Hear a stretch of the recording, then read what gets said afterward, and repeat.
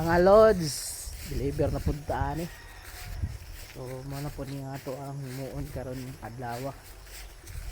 So di siya ta magamit og multicab kay gamay raman eh. Duara. So imotor na lang nato para makatipid ta. Di ba?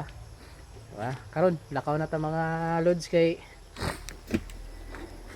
medyo taas-taas pa tong biyahe, airport pa ba ya? Medyo layo ang airport diri sa Mua.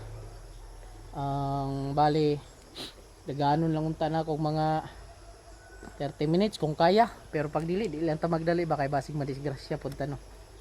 Balag unya na yang gabiin nila makuha dito sa Manila.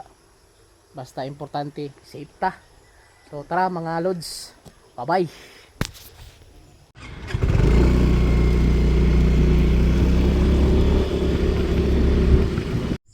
So mga loads, abot na ta karon diri sa may airport. Ang atong unang gihimo karon kay pangita na ako ang AP Cargo. So sa mga gusto magpa-ship diri pwede mo diri mo adto na lang mag-inquire mo kung about sa mga tanom. Kompleto ni siya diri mga loads kay naana diri ang kung magpa-ship mo mga tanom, mga ero, ering na diri mo agi mo diri dapit sa may quarantine. Ngadto mo diri So daghan diri among mapilian po nga pwede nyo ipashipan, pwede sa AP Cargo, pwede mo sa PAL, pwede sa AirAsia, pwede pod mo sa Cebu Pacific. So diri nakigistorya ko diri kay murag di man dawato nang ako ang parcel kay 3 to 5 days ang biyahe. So gitry na ako diri sa AP Cargo, di po nila dawaton. Unya perting daghana po diri mga loads lang nagpa-ship karon kay murag schedule po nila GRS ug LBC. So karon mga loads medyo ibalik nato ni kita taglaing padalan karon kay medyo basin masira man gud siya. Dire ako karon sa PAL dire.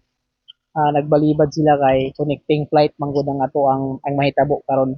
So mga 3 to 5 days 3 to 5 days ang ano nato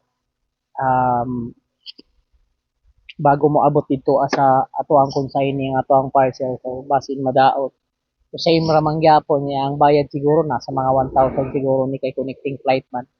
Kaya kung nabayaran karon natong pa Cebu na ako mga loads kay 510.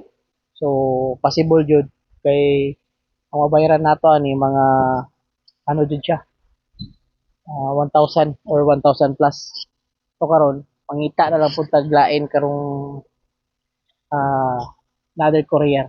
Kaya ang AP Cargo po nag-try pud ta dili pud pwede. Kay 3 to 5 days kay ingon pud sila nakatapal pud sila. na po'y nadaot nga na po'y nadaot nga tanom.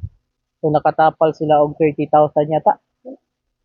Mo na ilisod pod sa ilang trabaho ng mga courier ba igo lang na sila nagtrabaho man gud. So makatapal pa kag 30 may luoy kaayo di ba?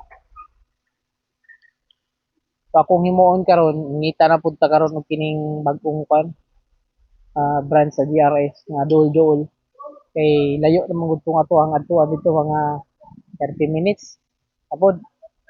So mo ni ang kinabuhi mga load sa mga delivery man.